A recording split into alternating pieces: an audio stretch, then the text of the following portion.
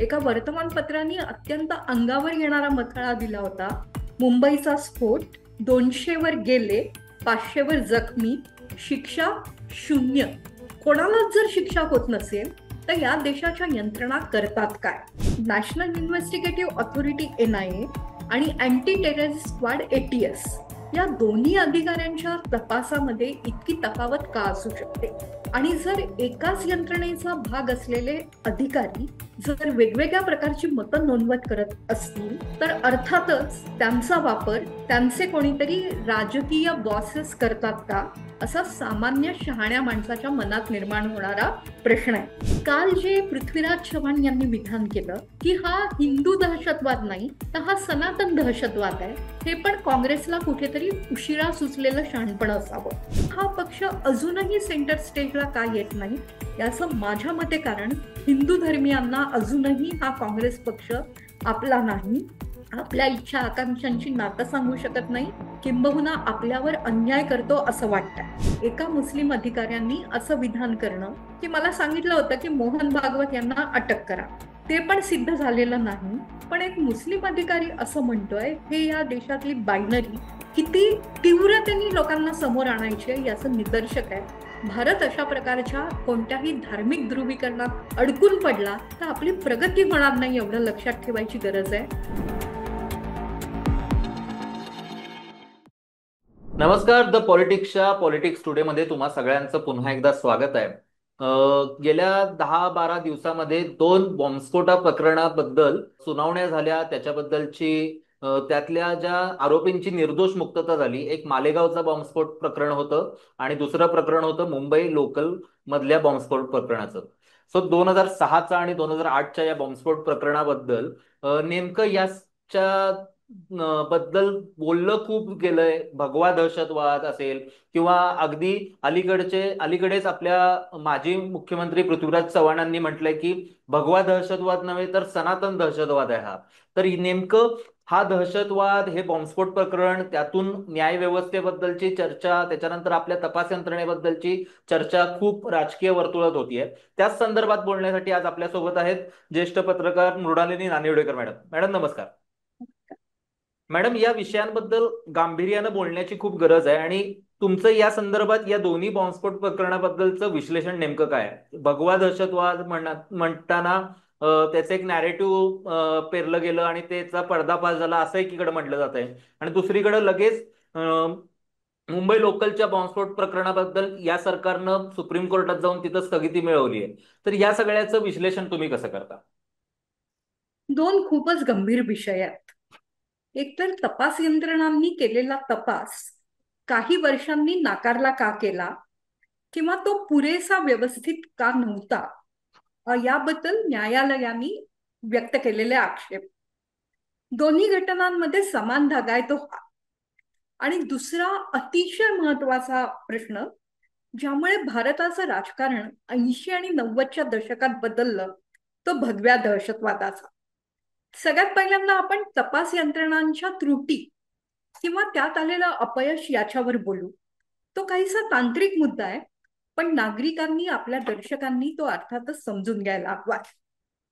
काय झालं होतं, मुंबईची सुरक्षा व्यवस्था ही कुठेतरी वाऱ्यावर पडल्यासारखी झाली होती. कोणीही मुंबईत यायचं, शिरायचं, घेटो झालेले होते. त्या घेटोंमध्ये लोक राहायचे, तिथे ऍक्टिव्हिटीज काय चालायच्या काही कळायचं नाही. खरं तर मुंबईतल्या बॉम्बस्फोटानंतर जे गोध्रा नंतर घडले होते, जे खरं तर बाबरीचा ढाचा पडल्यानंतरच मोठ्या प्रमाणात मुंबईतलं सामाजिक वातावरण बदलल्याचा परिणाम होते, त्यानंतर हिंदू आणि मुस्लिम वस्त्या पूर्णपणे बदलल्या. पूर्वीच्या संमिश्र वस्त्या होत्या, शेजारी सारख्या अगदी जुन्या चित्रपटांमध्ये आपण हिंदू मुस्लिम ऐक्य, शेजारी शेजारी कसं असतं वगैरे बघायचो, छान वाटायचं आपल्याला. मुंबईतल्या बॉम्बस्फोटांनंतर ते चित्र पूर्णपणे बदललं, ज्याच्याबद्दल सामाजिक चिंतक वारंवार फ्लॅग करायचे मुद्दा किंवा लक्षात आणून द्यायचे. हिंदू हिंदूंमध्ये राहायला लागले, मुस्लिम मुस्लिमांमध्ये राहायला लागले. त्याचा परिणाम असा झाला की दोन्ही समाजांमध्ये ज्या काही घडामोडी चालू आहेत त्यांचा परस्परांशी असलेला संबंध, परस्परांनी त्याचा घेतलेला लेखाजोखा पूर्णपणे बंद झाला. मुंबई हे तसंही खूप श्रमात गुंतलेलं शहर आहे, त्यामुळे शेजारी कोण राहतं हेही बघायला वेळ नाही. पण ही फ्लॅटची, बंगल्यांची, म्हणजे मुंबईत जे काय बंगले आहेत त्यांची स्थिती, पण चाळींमध्ये किंवा संमिश्र वस्त्यांमध्ये असं वातावरण अजिबात नव्हतं. पण मुस्लिम एकीकडे गेल्यानंतर, काही विशिष्ट भागात ते मर्यादित झाल्यानंतर, त्या समाजात काय सुरू आहे हे बहुसंख्याकांना कळायला फारसा कोणता मार्ग राहिला नाही. त्याच्यामध्ये मग अमुक एक समाज आहे, त्याला दूषणं द्या, त्याच्याबद्दल बोला, आणि स्वतःचं जे काय कम्फर्ट झोन आहे तो योग्य प्रकारे ठेवा, अशी वृत्ती वाढली. हे दोन्ही धर्मियांबाबत झालं. त्यामुळे मग कुठेतरी जिथे मुस्लिम बाहुल्य आहेत त्या वस्त्यांमध्ये बॉम्ब होत आहेत, तिथे जिलेटिनच्या काड्या तयार होत आहेत, तिथे काहीतरी आपल्याला अडचणीत आणणाऱ्या ऍक्टिव्हिटीज तयार होत आहेत, असा सामान्य लोकांचा समज झाला. त्या समाजाला खतपाणी देण्याचं काम या विभाजनांनी तर झालंच, पण पोलीस यंत्रणा किंवा कायदा आणि सुव्यवस्था सांभाळणारं त्या काळचं शासन या सगळ्याबाबत अनभिज्ञ तरी राहिलं, किंवा माहिती आहे पण करता काही येत नाहीये, जाऊ दे जे होईल ते होईल अशा वातावरणात राहिलं. त्या त्यावेळच्या गृहमंत्र्यांनी काही सामाजिक संदेश उत्तम प्रकारे दिले. आर आर पाटील यांनी डान्स बार बंद केले आणि त्यामुळे आर आर पाटील यांचं जनमानसातलं स्थान प्रचंड उंचावलं. त्याबद्दल महाराष्ट्र, तरुण पिढी, भारत, समाज त्यांचा ऋणी राहील हे खरं आहे. पण त्याच वेळेला पोलीस यंत्रणा, पोलीस तपास आणि अधिकारी कर्मचाऱ्यांमध्ये आलेलं कुठेतरी एक घेटोवायझेशन, किंवा मला काय करायचंय त्याचं, मी माझ्या गटात राहणार, अशी वृत्ती फार मोठ्या प्रमाणात वाढली. तो फार अस्वस्थ करणारा कालावधी होता, कारण तिथे छोटे मोठे कायदा सुव्यवस्थेचे प्रश्न निर्माण होते असं नव्हतं, तर थेट बॉम्बस्फोटच होत होते. मुंबईत परवा ज्या बॉम्बस्फोटातल्या सर्वांना सोडून दिलं गेलं, तो अतिशय हादरवणारा एक घटनाक्रम होता. संध्याकाळी थकला बाकलेला मुंबईकर घरी जातोय आणि विशिष्ट कालावधीत जेव्हा प्रचंड गर्दी असते, तो कालावधी नेमका हेरून तिथे स्फोट घडवून आणणं, हे अतिशय थंड डोक्याच्या नियोजनांनी तयार झालेला कट होता. आता हा कट कोणी केला, त्याच्यामध्ये कुकर वापरला गेला का स्वयंपाकाची भांडी वापरली गेली, याबद्दल दोन पोलीस यंत्रणांमध्ये कमालीची तफावत असणं हे काही फार भूषणावह नाही. त्यावेळेला पण एटीएस आणि एनआयए अशा दोन वेगवेगळ्या सरकारी संस्थाच तपासाचा वेगवेगळा आयाम बघत होत्या, आणि आता हायकोर्टनी या कोणत्याही तपासात तथ्य नाही असं म्हणत लोकांना सोडून दिलं. जे काय संशयित सोडले गेले ते 18 वर्ष तुरुंगात का खितपत पडले होते.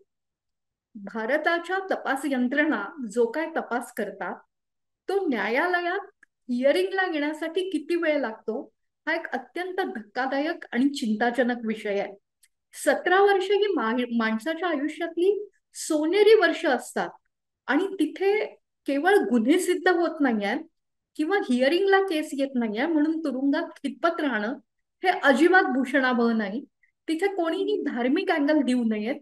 कोणत्याही समाजातल्या किंवा कोणत्याही धर्मातल्या काही लोकांना असं तुरुंगात डांबून राहावं लागणं हे काही फार उत्तम लक्षण नाही. यंत्रणेनी त्याकडे लक्ष द्यायला हवं. आता उच्च न्यायालयाने या घटनेचा निवाडा देताना ज्यांनी शिक्षा भोगलेली आहे त्यांना काही पुन्हा आपण अटक करू वगैरे असं सांगितलं नाही. त्यांनी सांगितलं की जो निर्णय झालाय तो झालाय. मात्र या सगळ्या निकालातून जे काय मुंबईकर गेले ती संख्या जवळपास 187 आहे, आणि काही लोक जखमी झाले आहेत. 400 लोक, 500 लोक जीवनात एक भळभळती जखम घेऊन वागतायत. त्यांना कोणी बॉम्बस्फोट घडवले यात रस नाही असं अजिबात नाही, रस आहेच. पण त्याहून महत्वाचा विषय आहे की मुंबईमध्ये कायदा सुव्यवस्था हाती घेतली जाते. नियोजित वेळेला 7 ते 8 ठिकाणी धडाधड बॉम्बस्फोट होतात, आणि त्याची शिक्षा कोणालाच नाही. बस शिक्षा कोणालाच नाही. कायद्याचं तत्व आहे की कोणत्याही निरपराधाला कधीही शिक्षा होऊ नये, त्या तत्वाचा आदरच आहे. पण मग हे बॉम्बस्फोट घडवले कोणी, आणि ते घडवणारं नेमकं कोण होतं जे यंत्रणांना सापडलंच नाही. या प्रश्नावरती सरकारला, ते कोणत्याही पक्षाचं असो, उत्तर द्यायलाच हवं, द्यायलाच गेलं पाहिजे. या सिरियल ब्लास्ट जे झाले लोकलमध्ये, त्याच्या पाठोपाठ लगेचच 26/11ची घटना घडली. म्हणजे सुरक्षा यंत्रणा काही घडतंय तरी सावध होत नव्हत्या, कुठेतरी प्रचंड त्रुटी होत्या, आणि त्या त्रुटींमुळे नागरिकांना स्वतःचं जीवन गमवावं लागत होतं. हे अत्यंत धक्कादायक पण होतं आणि नागरिक म्हणून निषेधार्ह पण आहे. पत्रकार म्हणून तर मला फारच तो घटनाक्रम आठवतो की धडाधड फोन यायला लागले. आज इथे स्फोट होतोय, दुसऱ्या मिनिटाला कोणीतरी दुसरा वार्ताहर म्हणतोय इथे स्फोट झाला. अख्खी मुंबई हादरली होती. आणि या हादरलेल्या मुंबईनी दुसऱ्या दिवशी जेव्हा काम सुरू केलं, तेव्हा ती जी अगतिकता आहे त्यांची, मुंबईकरांची काम करायची, त्याला स्पिरिट ऑफ मुंबई नावाने सॅल्यूट करण्याचं जे वेडगळपणा किंवा निर्ढावलेलेपणा यंत्रणा करत असते, त्याची उत्तरं न्यायालयाने देखील दिली नाही. आपण न्यायालयाबद्दल कायम आदराने भूमिका मांडतो, तशीच ती मांडली जायला हवी. ठीक आहे, मी बॉम्बस्फोट झाले, जे काय पकडले गेले होते त्यांचा त्यात संबंध यंत्रणा प्रस्थापित करू शकल्या नाही, त्यांना सोडलं. पण मग त्याच वेळेला हे स्फोट केले कोणी? मुंबईकर जर मेले तर त्यांना मारलं कोणी? एका वर्तमानपत्राने अत्यंत अंगावर येणारा मथळा दिला होता. मुंबईचा स्फोट, 200 वर गेले, 500 वर जखमी, शिक्षा शून्य. कोणालाच जर शिक्षा होत नसेल तर या देशाच्या यंत्रणा करतात काय? 16-16, 17-17 वर्ष गुन्ह्यांचं सिद्धता होत नाही. त्यानंतर विटनेसेस जे असतात, साक्षीदार, त्यांच्या साक्षी बदलतात. ते लोक म्हणतात की आम्ही काय बोललो होतो आम्हाला माहिती नाही. या साक्षी ज्या प्रकारे रेकॉर्ड करून ठेवायच्या असतात किंवा साक्षांकित करायच्या असतात, त्याबद्दलही ढिसाळपणा बाळगला जातो. हे कोणत्या प्रकारचं पोलिसिंग आहे? याची खूप मोठी किंमत महाराष्ट्राला नंतर लगेचच 26/11च्या हल्ल्याच्या निमित्ताने द्यावी लागली होती. आणि भारत, मुंबई सुधरत का नाही, म्हणजे यंत्रणा सुधरत का नाही, हा प्रश्न या बॉम्बस्फोटाच्या निकालाने उपस्थित केला होता. ती घटना मागे पडत नाही तोच मालेगावच्या स्फोटाबद्दलचा निकाल आला. या स्फोटाचा खटला जो चालू होता ते NIAचं स्पेशल कोर्ट होतं. NIAच्या स्पेशल कोर्टनी पण याच प्रकारचे ऑब्झर्वेशन्स केलेले आहेत. तपास यंत्रणांनी जे काय समोर आणलं सत्य, त्याला, त्या संशयाला ते कोणताही पुराव्याची जोड देऊ शकले नाही.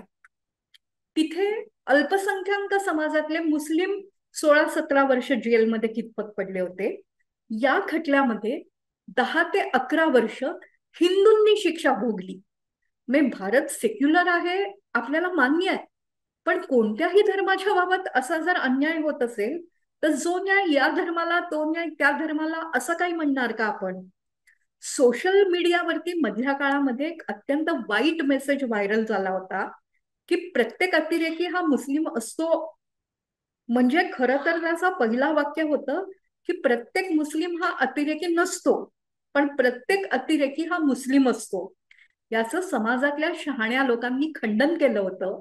अशा प्रकारे कोणत्याही समुदायाला लक्ष करणं योग्य नाही हे सांगितलं गेलं होतं. पण समाजातलं ध्रुवीकरण किती वाईट पातळीवर गेलं होतं त्याचं ते निदर्शक होतं. त्याच धर्तीवर आता मुंबई आणि मालेगाव यांची तुलना होणार की काय? आणि मग या देशात नक्की काय चालू आहे? या देशातल्या तपास यंत्रणा योग्य तपास का करत नाहीत हे बघायला आपल्याला त्या कालखंडात जावं लागेल.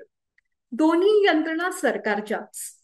NIA म्हणजे नॅशनल इन्व्हेस्टिगेटिव्ह स्क्वाड, ATS नावानी जे ओळखलं जातं, तो दुसरा भाग.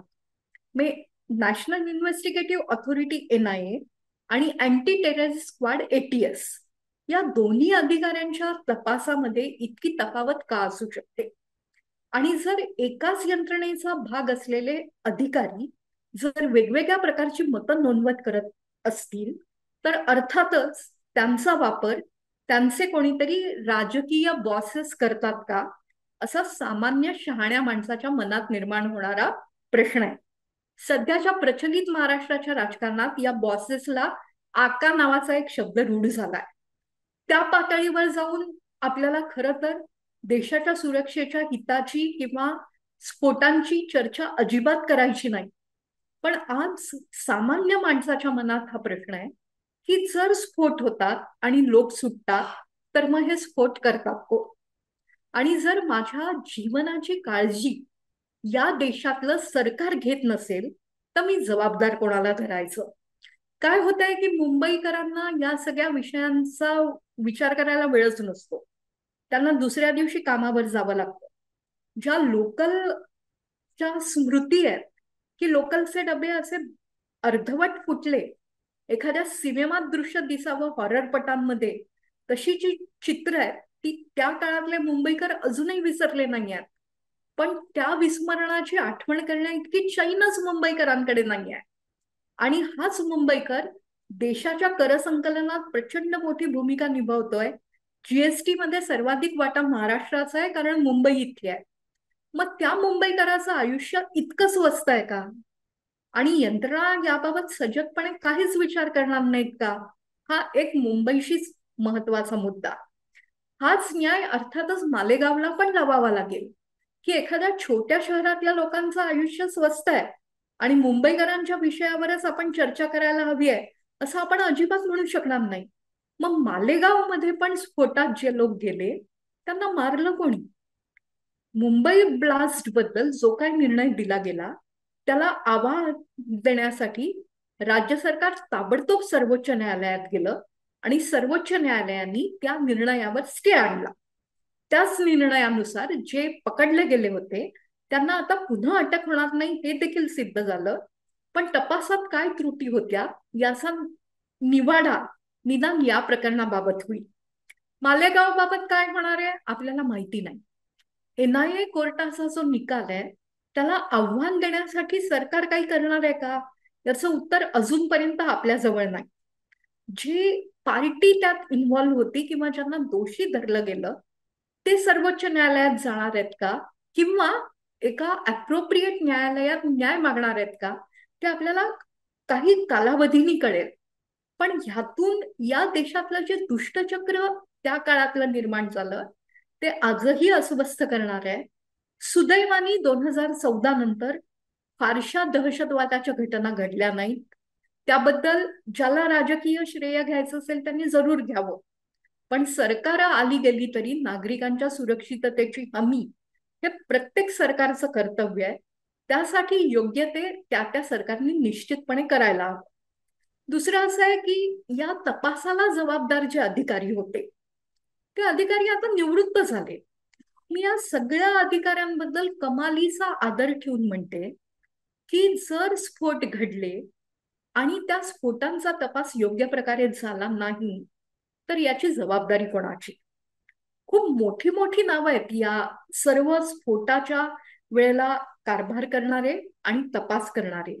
आता ही नावं जर आपण आपल्या दर्शकांना सांगितली तर या लोकांच्या व्यावसायिकतेवर कुठेतरी प्रश्नचिन्ह उपस्थित केलं असा एक अर्थ निघू शकेल.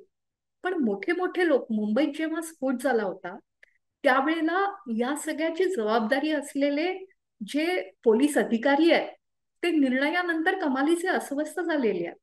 त्यात एन रॉय जे पोलीस कमिशनर होते त्यांचं विधान आलेलं आहे. केपी रघुवंशी जे एटीएसचे प्रमुख होते त्यांचं विधान आलेलं आहे. म्हणजे ह्या सगळ्या घटनांना जबाबदार असणाऱ्यांना अटक करणार कधी, त्यांचा शोध कसा केला गेला आणि शोध होत नाहीये म्हणून कोणाला तरी पकडून उभं केलं गेलं का आणि यांनीच स्फोट घडवला अशा मनघटन कहाण्या लोकांसमोर आणल्या का याच्यावर विचारमंथन होणं अत्यंत आवश्यक आहे. समाजातले काही जागले याविषयी विचार करतील, निदान या विषयावर मंथन सुरू होईल अशी अपेक्षा नागरिक म्हणून आपण प्रत्येकानेच बाळगायला हवी. शिवाय वारंवार अशा प्रकारचे जर राजकीय निरोप येत असतील तर त्या निरोपांसाठी चला करू तपास, पकडला याला दोषी, यांनीच ठेवला बॉम्ब, यांनीच अमुक केलं, अशा प्रकारचं कन्क्ल्युजन निघून जर निष्पापांना तुरुंगात खितपत पडत राहावं लागत असेल तर ते शोभा देणारं नाही. पोलीस अधिकारी असतील किंवा प्रशासकीय अधिकारी असतील अत्यंत महत्वाच्या चाळण्यांमधून पास होत होत या पदावर पोहोचत असतात. त्यांच्या हाताखाली काम करणारे कर्मचारी रात्रंदिवस नागरिकांचं संरक्षण करत असतात. त्या दलावर, त्या दलातल्या अधिकाऱ्यांवर कोणत्याही प्रकारचा संशय असणं हे देशाच्याही भल्याचं नाही, त्यांच्याही भल्याचं नाही. त्यामुळे 18 वर्षापूर्वी, 20 वर्षापूर्वी ज्या घटना घडल्या होत्या त्यातलं सत्य देखील बाहेर यायला हवं. सरकारची ती जबाबदारी आहे. एका उत्तम समाजासाठी आणि सुदृढ समाजाच्या वाटचालीसाठी हे सत्य बाहेर येणं अत्यंत आवश्यक आहे. आता इथे तपासाचा आणि पोलीस अधिकाऱ्यांबाबतचा प्रश्न थोडासा संपवून मी भगवा दहशतवाद नावाच्या एका अतिशय अस्वस्थ करणाऱ्या शब्दावर येते. खरं तर काय झालं होतं की मालेगावच्या स्फोटांच्या वेळेला जो काय तपास सुरू झाला होता त्या तपासात काही हिंदू सहभागी आहेत अशा प्रकारचा संशय यंत्रणांना यायला लागला होता. त्या संशयाच्या आधाराने काही पुरावे गोळा करायला देखील प्रारंभ झाला होता. आतापर्यंत व्हायचं कसं, म्हणजे त्या दिवसापर्यंत स्फोट कुठे व्हायचे? मुंबईत व्हायचे. स्फोट कुठे व्हायचे? वाराणसीत व्हायचे. हा मुस्लिम बहुल एरियामध्ये झालेला, मालेगावात झालेला, त्याच्या आधीचा आणि त्याच्यानंतरचा असा धक्कादायक स्फोट होता. या स्फोटाच्या आसपासच दिल्लीमध्ये बाटला हाऊस नावाचं एक अतिशय गाजलेलं किंवा कुख्यात असं एन्काउंटर झालं होतं. इंडियन मुजाहिदीनचे 2 अतिरेकी लपून बसलेले होते. त्यांनी जामा मशिदीजवळ दिल्लीतला स्फोट केला. त्यात काही परकीय नागरिकही जखमी झाले वगैरे असं भयंकर मोठं प्रकरण होतं. आणि या स्फोटाबद्दल इंडियन मुजाहिदीनच्या 2 लोकांना बाटला हाऊस इथे अटक केली गेली. त्या सगळ्या घडामोडींमध्ये एका पोलीस कर्मचाऱ्याला पण जीव गमवावा लागला, अशी ती सगळी घटना होती. खरं तर कोणत्याही अतिरेक्याला धर्म नसतो, रंग नसतो, जात वगैरे काही काही नसतं. तो देशाच्या कायदा आणि सुव्यवस्थेला हातात घेणारा अतिरेकी असतो, तो नराधम असतो.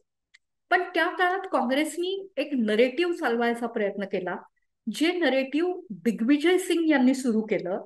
आणि त्याच्यामध्ये त्यांनी बाटला हाऊसमध्ये मारल्या गेलेल्या अतिरेक्यांची बाजू घेतली. कोणीही निष्पाप मारला गेला असेल तर त्याच्याबद्दल आवाज हा केलाच गेला पाहिजे, काहीच प्रश्न नाही. ती प्रत्येक राजकीय पक्षाच्या नेत्याची जबाबदारी आहे, कारण ते जनतेचे प्रतिनिधी आहेत.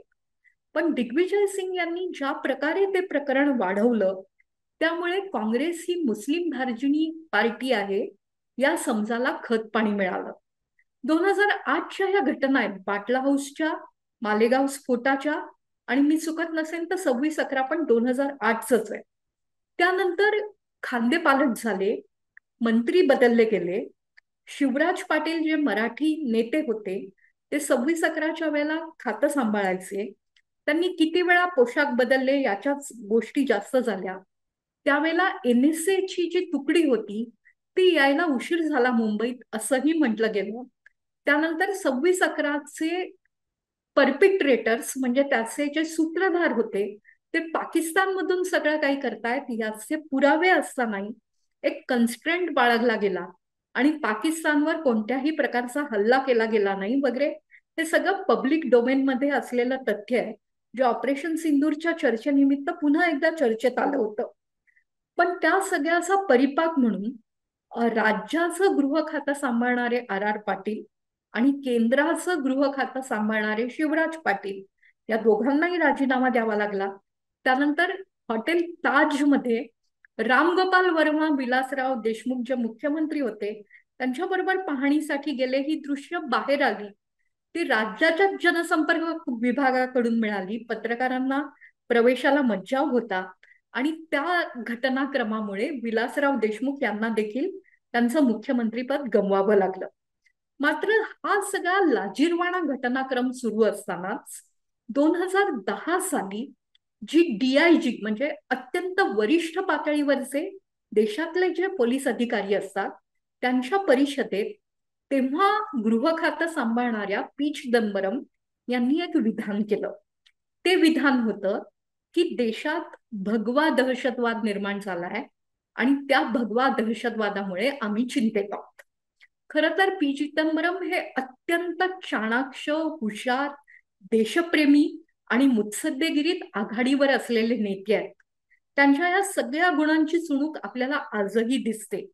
देशाच्या हितासाठी जे योग्य असेल ते अर्थमंत्री या नात्याने पण त्यांनी केलेलं आहे आणि गृहमंत्री या नात्याने देखील त्यांनी जे योगदान दिलंय ते महत्वाचं आहे. आज नक्षलवादी भराभर मारले जात आहे, पण झिरो टॉलरन्स नक्षलवादाबाबत हे धोरण पी चिदंबरम यांनी गृहमंत्री आणि मनमोहन सिंग यांनी पंतप्रधान या नात्याने प्रत्यक्षात आणलं होतं. पण तेच चिदंबरम कशी काय ही गल्लत करून बसले की तो पक्षाच्या विचारसरणीचा भाग होता, त्याचं उत्तर अजूनही सापडलं नाही. भगवा दहशतवाद हा शब्द पी चिदंबरम यांनी त्या कॉन्फरन्समध्ये कॉइन केला आणि त्या आधारावर काँग्रेसनी 90च्या दशकातलं राजकारण बांधायला सुरुवात केली. खरं तर या देशामध्ये काँग्रेसनी मुस्लिम अनुनय केला आणि मुस्लिमांचं अल्पसंख्याक लांगुलचालन केलं ही एक काँग्रेसेतर पक्षांमध्ये अतिशय लोकप्रिय असलेली थिअरी होती. त्या थिअरीच्या पार्श्वभूमीवर काँग्रेस सारख्या अतिशय मोठ्या पक्षाचा एक अतिशय महत्वाचा नेता भगवा दहशतवाद हा शब्द वापरतोय, ही अस्वस्थ करणारी बाब होती आणि ती अस्वस्थ करणारी बाब भारतीय जनता पक्षाने ताबडतोब उचलली. भारतीय जनता पक्षाजवळ या ध्रुवीकरणाचा फायदा उठवण्याचा स्मार्टनेस तेव्हापर्यंत पूर्णतः आला होता. खरं तर कोणत्याही जबाबदार नेत्यांनी रंग आहे कोणत्या दहशतवादाला असं म्हणायचं काहीही कारण नव्हतं. त्यानंतर पाठोपाठ विकिलीक्सच्या काही फाईल्स बाहेर आल्या आणि त्या विकिलीक्स मधल्या ज्या काही बहुचर्चित गोष्टी आहेत त्या बहुचर्चित गोष्टीत राहुल गांधी यांनी भारतात त्यावेळेला अमेरिकेचे राजदूत असलेल्या टिमोथींना विकिलीक्सच्या नुसार आम्हाला या देशातल्या भगव्या दहशतवादाची चिंता असल्याचं विधान केलं. त्यावेळेला भारतीय जनता पक्ष वाजपेयी पर्वातनं बाहेर आला होता, किंबहुना देशामध्ये पाय रोवण्यासाठी भारतीय जनता पक्ष धडपडत होता. गोधरा झालेलं होतं. गोधरा हत्याकांडानंतर ज्या प्रकारे हे हिंदूंनीच घडवून आणलं असं नरेटिव्ह सेट केलं गेलं होतं, त्याला उत्तर द्यायला बाटला हाऊसचा भगव्या दहशतवादाचा फायदा भारतीय जनता पक्षाला झाला आणि भारतीय जनता पक्षाच्या त्या काळच्या नियोजनकारांनी ती संधी अजिबात गमावली नाही. मग कुठेतरी जो हिंदू समाज आहे, जो अत्यंत सहिष्णू आहे, शांतताप्रिय आहे, त्या समाजाला हे अतिरेकी ठरवतायत, काँग्रेसची नीतीच ही आहे, अशा प्रकारचं एक डॉक्ट्रिन समोर आलं. त्याच काळात पंतप्रधान पद सांभाळणाऱ्या आणि भारताच्या प्रगतीत सर्वाधिक योगदान देणाऱ्या मनमोहन सिंग यांनी एकदा विधान केलेलं होतं की या देशातल्या संसाधनांवर पहिला हक्क हा अल्पसंख्याकांचा म्हणजे अप्रगत लोकांचा असला पाहिजे. त्या विधानाने पण या सगळ्या नरेटिव्हला एक प्रकारचं जोरकस पाठबळ दिलेलं होतं आणि भारतीय जनता पक्षाने हा बॉल अजिबात सोडला नाही. भारतीय जनता पक्षाने हा क्रिकेटचा नियम लक्षात घे, हा बॉल त्यांच्या दृष्टीने सर्वाधिक धावांमध्ये कसा कन्व्हर्ट करता येईल याचा पूर्णपणे प्रयत्न केला आणि तो प्रयत्न नंतरच्या काळात कमालीचा यशस्वी झाल्याचं आपल्याला दिसून येतं. खरं तर काँग्रेसवर अजिबात अन्याय करायचा नाही. ज्या देशामध्ये काँग्रेस इतकी सातत्याने निवडून येत होती तिथे हिंदू धर्मियांना त्या पक्षाबद्दल आपलेपणा निश्चितपणे वाटत होता. शंकरराव चव्हाणांसारखे अतिशय धार्मिक वृत्तीचे नेते काँग्रेसमध्ये होते. नरसिंहराव हे देखील धर्माचा आदर करणारे एक नेता होते. अशी काँग्रेस पूर्णपणे मुस्लिम लांगुलचालन करते हे नरेटिव्ह सेट करण्यामध्ये या घटनाक्रमामुळे यश येत गेलं. काँग्रेसला या चुका कळल्या पण तोपर्यंत भरपूर उशीर झाला होता. 2018 साली इंडिया टुडेच्या कॉन्क्लेव्हमध्ये सोनिया गांधी जेव्हा बोलायला गेल्या तेव्हा सोनिया गांधींनी मान्य केलं की काँग्रेस ही मुस्लिमांचा अनुनय करणारी पार्टी असल्याचं चित्र निर्माण करण्यात भारतीय जनता पक्ष यशस्वी झाला आणि त्या यशस्वी झाल्याचा फटका काँग्रेसला मोठ्या प्रमाणात मोजावा लागला. तर कोर्स करेक्शन कसं केलं काँग्रेसनी किंवा करताय, तर राहुल गांधी काही निवडणुकांच्या आधी आता मंदिरात जायला लागली आहे. त्याला टेम्पल रन म्हणून हिणवलं गेलं. ते मी जनेऊधारी हिंदू आहे असं पण सांगायला मागे पुढे त्यांनी बघितलं नाही. खरं तर गांधी कुटुंब हे भारताच्या एका सर्वसमावेशक धर्मनिरपेक्ष परंपरेचं उदाहरण होतं. इंदिरा गांधी या भारतावर राज्य करणाऱ्या सर्वाधिक महत्वाच्या महिला नेत्या होत्या. पण एका हिंदू मंदिरात त्यांनी पारशी व्यक्तीशी लग्न केल्याचं समोर आणत जेव्हा त्यांना प्रवेश नाकारला गेला, तेव्हा इंदिरा गांधी यांनी कोणतीही आगपाखड न करता शांत राहण्याचा मार्ग पत्करला होता. कारण त्यांना बहुसंख्याक समाजाच्या ज्या काय भावना आहेत त्या समजत होत्या. त्यानंतर राहुल गांधी यांची आई सोनिया गांधी या परदेशी तर आहेतच, शिवाय पोप त्यांच्या मुलांच्या बाप्तिस्म्यासाठी इथे येऊन गेले, ही देखील चर्चा उजव्या परिवारात फार मोठ्या प्रमाणात पसरलेली होती. या सगळ्या गोष्टींचा एकत्रित परिणाम होत हिंदू दहशतवाद हा शब्द काँग्रेसने पसरवलाय, असं एक नरेटिव्ह चालवलं गेलं. त्या नरेटिव्हला विरोध करण्याचंही कोणी फारसं धारिष्ट केलं नाही, कारण ते एका प्रकारे सत्य होतं.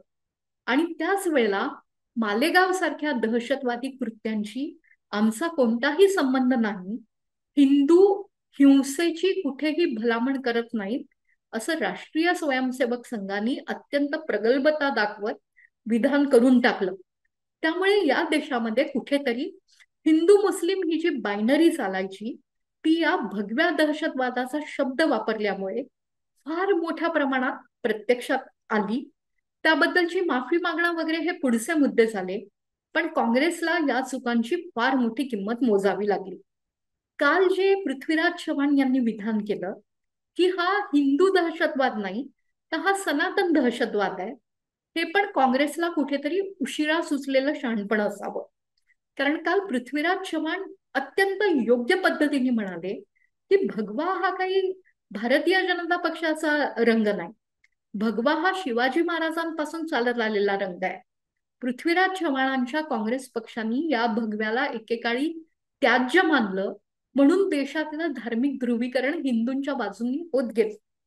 प्रशांत दीक्षित जे लेखक आहेत, पत्रकार होते, त्यांनी मोदींचं चरित्र लिहिताना एक अतिशय महत्वाचं सत्य समोर आणलेलं आहे की या देशातला हिंदू आता हिंदू म्हणून वोटिंग करण्यात धन्यता मानू लागलाय. मी कुठेतरी हिंदू आहे त्यामुळे मला घरात लपून राहायचंय, मुस्लिम माझ्यावर आक्रमण करू शकताय, केव्हाही काही होऊ शकतंय, या पराभूत मानसिकतेतून हिंदूंना बाहेर काढण्याचं श्रेय नरेंद्र मोदी आणि अमित शहा यांच्या नावावर जमा करावंच लागेल. त्याही आधी हिंदू हिताचा उदय लालकृष्ण अडवाणी यांच्या रथयात्रेनी झाला होता, पण तेव्हाचा हिंदू सहिष्णू होता, तेव्हाचा हिंदू हा उत्तर द्यायला समोर येईल अशा पद्धतीनं वागणारा नव्हता. पण गोध्रा, मालेगाव आणि मुंबईतले स्फोट अशा विविध घटनांनी हा हिंदू टोकाला जाऊन बसला. आता सनातन हा शब्द त्यांनी का वापरला असेल, तर सनातन धर्मियांनी काही गोष्टी हातात घेऊन या देशात बऱ्यापैकी गोंधळ माजवायचा प्रयत्न केला, त्यामुळे त्यांनी सनातन हा शब्द वापरला असावा. पण हा सनातन शब्द वापरणंही आजच्या उजव्या मानसिकतेला आवडणारं नाही. खरं तर या प्रदीर्घ उत्तरात कर्नल पुरोहित यांच्याबद्दल बोलावंच लागेल. तपास यंत्रणा कशा पद्धतीने चुका करत गेल्या किंवा कुठला तरी मोटिव्ह प्रत्यक्षात आणत कसा तपास केला गेला याचं कर्नल पुरोहित एक उत्तम उदाहरण आहे, आणि ते उदाहरण वाईट आहे. त्यांच्या वकिलांनी किंवा त्यांच्या समर्थकांनी वेळोवेळी जे पुरावे समोर केले किंवा जे दावे केले त्यात त्यांना लोणावळ्यासारख्या ठिकाणी अत्यंत वाईट रीतीने चौकशीसाठी ठेवलं गेलं आणि त्यांना देशाच्या सुरक्षा यंत्रणांनीच गुन्हेगार मानून वाटेल ते त्रास दिले, अशा पद्धतीची विधानं समोर आणली.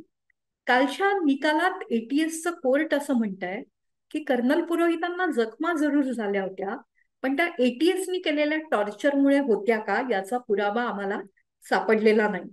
कर्नल पुरोहितांवर आरोप काय केला गेला, तर कर्नल पुरोहितांनी जम्मू काश्मीरमधून आरडीएक्स आणलं आणि त्या आरडीएक्सचा मालेगावच्या बॉम्बस्फोटांमध्ये वापर केला. खरं तर मालेगावमध्ये आरडीएक्स कुठून आलं याचं उत्तर अजूनही मिळालेलं नाही, ते एनआयएच्या कोर्टाने पण दिलेलं नाही. पण याच कर्नल पुरोहितांबद्दल ते अत्यंत उत्तम कामगिरी करतात आणि शत्रूच्या इन्फिल्ट्रेटर्सना, घुसखोरांना जम्मू काश्मीरमध्ये पाठवायचा प्रयत्न करतो, त्यांच्यात जाऊन प्रसंगी प्राणाची पर्वा न करता इंटेलिजन्स गॅदरिंगचं काम कर्नल पुरोहित करतात असं नमूद करत संरक्षण दलांनी आणि देशाच्या सुरक्षा यंत्रणांनी त्यांना कधीतरी गौरवलं होतं. त्यांचा हा जो गौरव झाला होता आणि या पद्धतीची जी सायटेशन्स होती त्याचाच वापर त्यांच्या बचावासाठी केला गेला. मी मगाशीच म्हटलं की 16-17 वर्ष कोणत्याही धर्माच्या व्यक्तीला तुरुंगात काढावी लागणं हे दुर्दैव आहे. त्या व्यक्तीचं आयुष्य त्यात संपतं. त्या व्यक्तीच्या ज्या कपॅसिटीज असतात त्याही तिथे तुरुंगाच्या गजाआड गंजून जातात.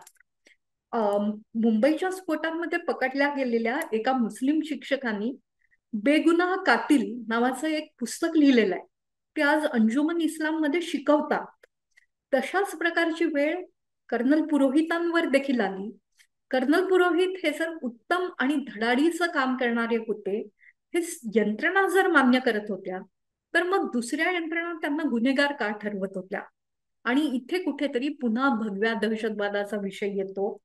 त्या काळातल्या राज्यकर्त्यांनी त्या काळातल्या अधिकाऱ्यांवर याची लिंक हिंदू दहशतवादाची आहे हे स्पष्ट करून दाखवा, सिद्ध करून दाखवा असा दबाव आणल्याची चर्चा देखील मोठ्या प्रमाणावर होते. हेमंत करकरे त्यावेळेला एटीएसचे प्रमुख होते. खर तर रघुवंशी ज्यांचं मगाशी आपण नाव घेतलं त्यांच्यासारख्या अधिकाऱ्याला बदलून हेमंत करकरे यांना तिथे का आणलं गेलं याची पण बरीच चर्चा झाली होती. ते हेमंत करकरे दुर्दैवानी मुंबईवर झालेल्या बॉम्बस्फोटात मारले गेले. शौर्याचं कमाल प्रदर्शन करताना या एका अत्यंत जिगरबाज पोलीस अधिकाऱ्याला मृत्यू पत्करावा लागला. पण करकरेंवर खरंच कोणी दबाव आणत होतं का? हा विषय अजूनही अनुत्तरित आहे. उजवे त्याचं वेगळं उत्तर देतात, डावे त्याचं वेगळं उत्तर देतात. काँग्रेसचे नेते, शरद पवार, राष्ट्रवादी काँग्रेसचे नेते हे त्याबद्दल काहीतरी वेगळ्या प्रकारचं नरेटिव्ह आणतात आणि भारतीय जनता पक्षाचे समर्थक खासगीत वेगळं बोलतात. अशा प्रकारे एखाद्या अधिकाऱ्यावर दबाव आणणं हे या भारताचं दुर्दैव आहे. नोकरशाही ही स्टील फ्रेम असते. त्याच्यावर कोणी दबाव आणून कुठल्या तरी दिशेला तपास वळवल्याचा आरोप होणं हे देखील भूषणावह नाही. म्हणून मालेगावच्या घटनाक्रमाचा जो काय तपास करायचा प्रयत्न केला गेला तो या देशात खूप मोठ्या चर्चेचा विषय झाला. आणि हिंदू हित की बात करेगा वही देश पे राज करेगा वगैरे ही जी नंतर डॉक्ट्रिन्स आली त्याच्यामध्ये अशा घटनाक्रमांनी खूप मोठी भर घातली. कर्नल पुरोहितांची नंतर सुटका झाली, त्यांना नोकरीमध्ये रिइन्स्टेट केलं गेलं.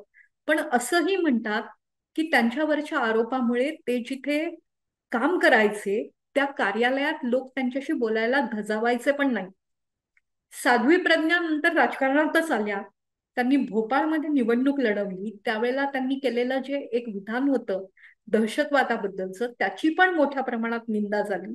निंदा झालीच पाहिजे वेगवेगळ्या विचित्र विधानांची. आणि भगवी वस्त्र धारण करणाऱ्या कोणीही अत्यंत उत्तमरित्या शांतपणेच धर्माचरण केलं पाहिजे, सहिष्णूच असलं पाहिजे. भारतीयांचा स्वभाव साधारणतः तसाच आहे. पण या साध्वी प्रज्ञा यांना डांबून ठेवलं गेलं अशा प्रकारच्या आरोपांची चर्चा खूप मोठ्या प्रमाणावर झाली. त्याबद्दलचे वेगवेगळे पुरावे देखील वेगवेगळ्या यंत्रणा मांडत असतात. एटीएस न्यायालयांनी जसा संशयाचा फायदा देत त्या लोकांना सोडलं तसं बळजबरी झाल्याच्या घटना प्रत्यक्षात येऊ शकत नाही असंही विधान केलंय. पण या तपासादरम्यान एका मुस्लिम अधिकाऱ्यांनी असं विधान करणं की मला सांगितलं होतं की मोहन भागवत यांना अटक करा, ते पण सिद्ध झालेलं नाही.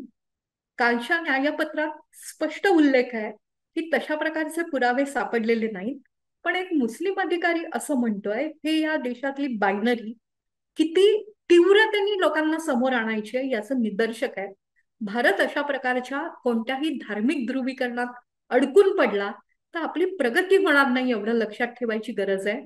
आणि तपासाच्या यंत्रणांकडेही पुन्हा लक्ष देऊन एका विशिष्ट समाजाला टार्गेट करण्यासाठी का वापरलं गेलं बळ याचा देखील विचार करायची गरज या निकालांनी पुन्हा एकदा समोर आणली आहे.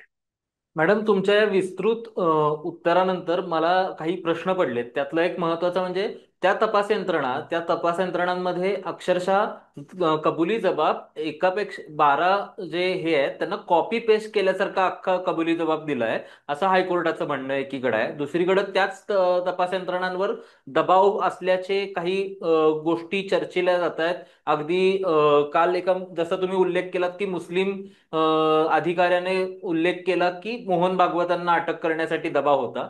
या सगळ्याकडे बघताना राजकीय परिस्थिती कुठलीही असली तरी त्यातलं पोलरायझेशन काढण्यासाठी जी ब्युरोक्रेसी आहे त्याच्यावर दबाव केला जातो. या सगळ्याकडं आज आज या 20 एक वर्षानंतर पूर्ण या सगळ्याकडे बघितल्यानंतर काय म्हणावं लागेल की कशा पद्धतीनं तेव्हाची परिस्थिती होती, आज पण ती परिस्थिती आहे का? आज पण राजकीय परिस्थिती तशीच आहे का? का आज पण ब्युरोक्रेसी तशी आहे? आज पण लूप होल्स आपल्या ब्युरोक्रेसीमध्ये आहेत का, राजकीय परिस्थितीमध्ये आहेत का?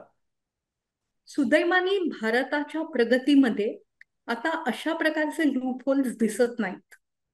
आता धार्मिक सौहार्द, सामाजिक सौहार्द पैकी प्रत्यक्षात आलेलं आहे.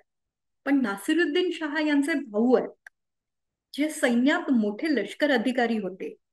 त्यांनी त्यांच्या आत्मचरित्राचं नावच की मी मुस्लिम असलो तरी अधिकारी होतो या आशयाचं दिलेलं आहे. अशा प्रकारे देशाचं जर विभाजन करायचा तेव्हा प्रयत्न झाला असेल तर तो खूप दुर्दैवी होता. आता मला असं कुठेतरी वाटतं की हिंदू जे बहुसंख्याक आहेत त्यांना नियतीने आपल्याला कुठेतरी न्याय दिलाय असं वाटायला लागलंय. खरं तर 14च्या आणि 19च्या यशाची मोदींच्या जी अनेक कारणं होती त्यात हे देखील एक कारण होतं. आणि हिंदू हा मुळातच सहिष्णू असल्यामुळे हिंदूंच्या हातात बहुसंख्याकांची सत्ता आल्यानंतर त्यांनी कुठल्याही प्रकारचं असं विच हंटिंग वगैरे करणं सोडून दिलेलं आहे. पण वारंवार या देशात होणाऱ्या निवडणुकांमध्ये या आधारावर प्रचार केला जातोय हे मात्र वास्तव आहे. कुठेतरी मंगळसूत्र निघतं प्रचारामध्ये, कुठेतरी बकरी चोर असे उल्लेख केले जातात. हे सगळं या देशाला शोभा देणारं नाहीये. सुदैवाने तुम्ही जो प्रश्न विचारला तो अत्यंत महत्वाचा आहे. सध्या तरी ब्युरोक्रेसीमध्ये अशा प्रकारचे काही पाठभेद निर्माण झाले आहेत आणि कोण कोणत्या धर्माचा आहे हे वावरताना तरी दिसत नाही. पण आजची स्थिती त्याहून दारुण झालेली आहे. आजची स्थिती हिंदू धर्मातल्या जातीभेदांवर ब्युरोक्रेसी ही विभाजित झालेली आहे. खरं तर असंही सांगतात की वैद्यकीय अभ्यासक्रमांमध्ये देखील जातीनिहाय विद्यार्थ्यांचे गट असतात. आता जात जी आपल्याला सोडून द्यायची आहे आणि जी सोडून देणं हे एक माणूसपणाचं लक्षण आहे, त्या आधारावर असे छोटे छोटे भेद जर होत असतील तर ते फार वाईट आहे. ब्रिटिश इथे येऊन फोडा आणि राज्य करा हे तत्व आपल्याला जे सांगून गेले त्याच आधारे आता धार्मिक ध्रुवीकरण मागे पडलं असं समजूया, म्हणजे निदान ब्युरोक्रेसीतलं. पण जातीच्या आधारावरचं ध्रुवीकरण निर्माण होत आहे ही देखील अत्यंत चिंताजनक बाब आहे. मॅडम, तुम्ही म्हणताय की जातीच्या आधारावरचं ध्रुवीकरण होतंय, पण या सगळ्याकडे बघताना ह्याची सुरुवात जिथून झाली तो काँग्रेसनं तेव्हा केलेला एक सेल्फ गोल होता का, हा एक प्रश्न आहे. आणि दुसरी गोष्ट म्हणजे काँग्रेसला देशातला जो बहुसंख्य हिंदू समाज आहे तो ओळखण्यात कुठेतरी मगाशी तुम्ही उल्लेख केल्याप्रमाणे काँग्रेस कमी पडलं का? आणि हेच बरोबर कॅच करून आणखी जास्त पोलरायझेशन कडे आपण नेणं हे त्याच वेळी ओळखल्यामुळं भाजप आता या स्थितीत आहे का, पूर्ण पॉलिटिकल सिनॅरिओ पाहता?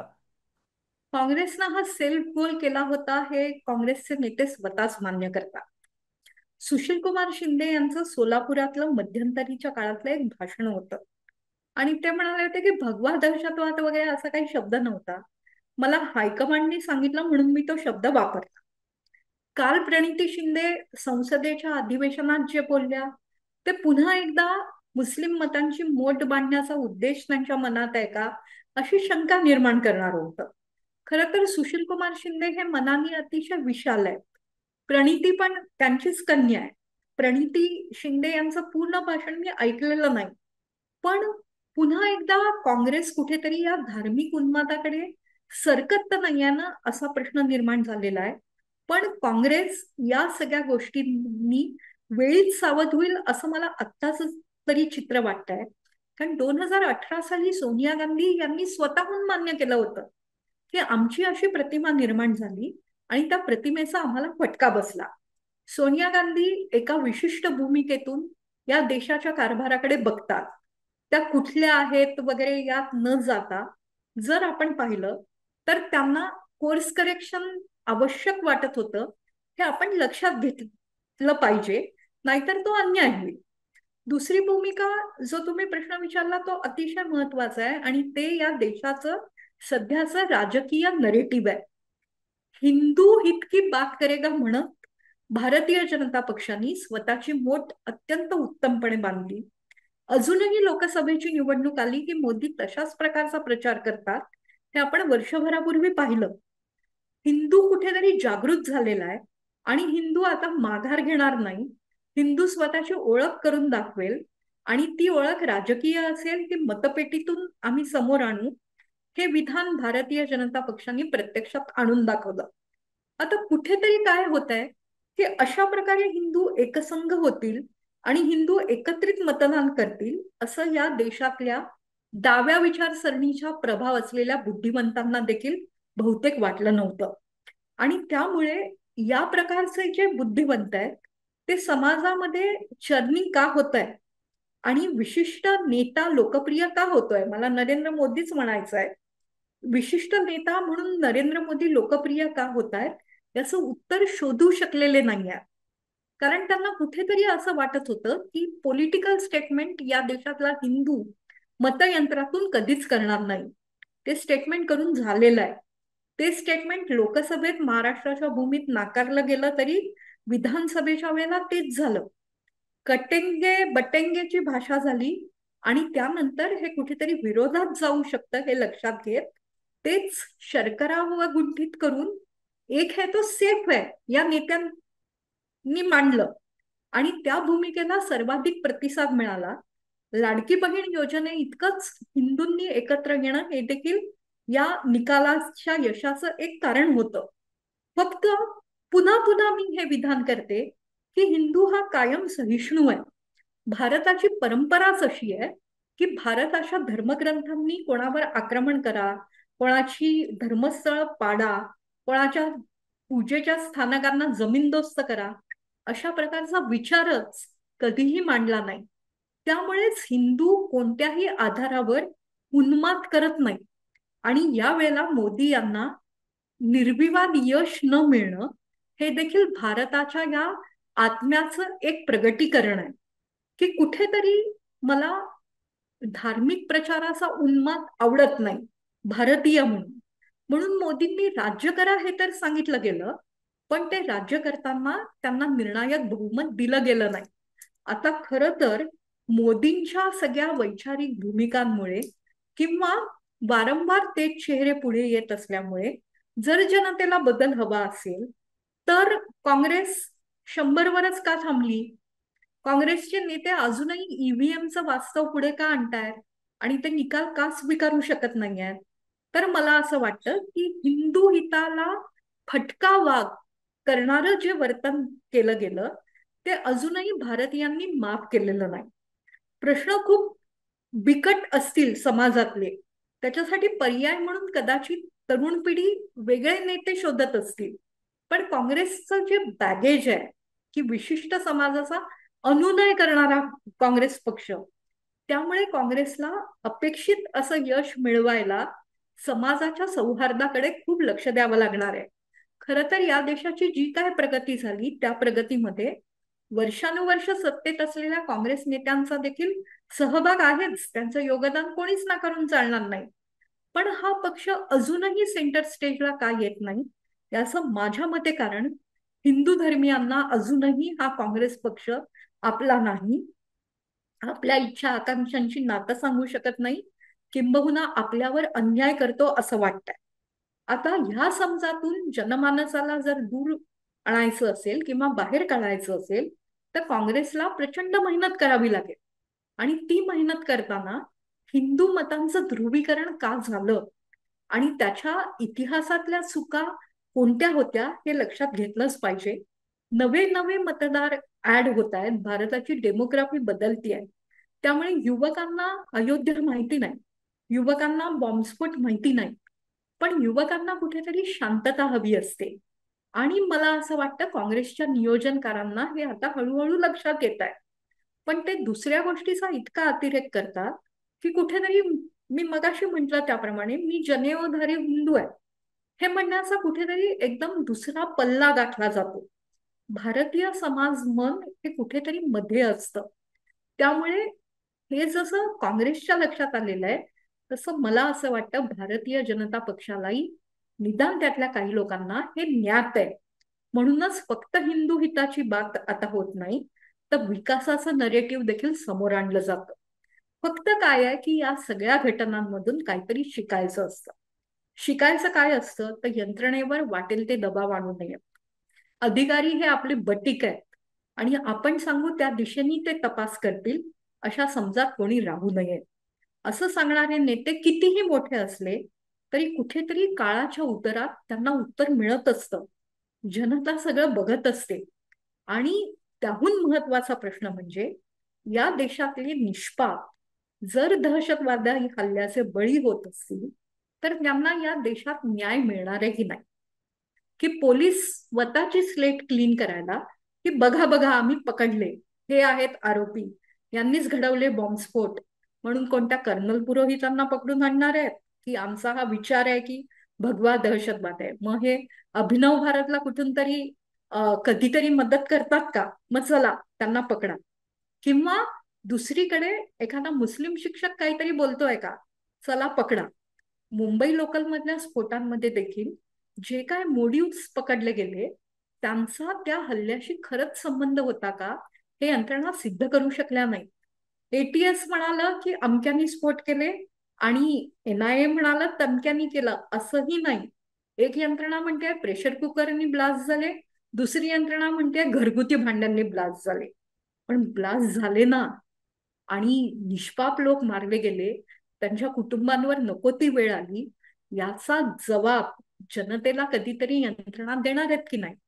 आणि मग सत्ता परिवर्तन होतात, कोणीतरी केव्हा तरी सत्तेवर येतं, पण मुखी बिचारी कुणी हाका, अशा प्रकारचे जनतेला जर मेंढरं बनवलं जात असेल आणि स्वतःच्या आयडिओलॉजीज समोर आणल्या जात असतील तर नरेटिव्हची लढाई अजून वाढेल आणि त्यात देशाचं भलं होणार नाही, तर त्यात देशाचं नुकसानच होईल.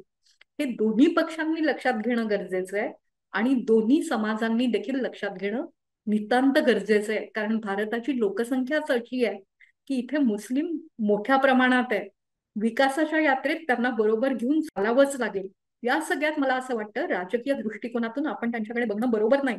पण राष्ट्रीय स्वयंसेवक संघासारखी संस्था जी भारताच्या इतिहासातून काहीतरी वेगळं शिकत पुढे जाण्याचा प्रयत्न करते, त्याचे प्रमुख असलेले सरसंघचालक मोहन भागवत देखील मुस्लिम समाजातल्या काही लोकांची चर्चा करतात.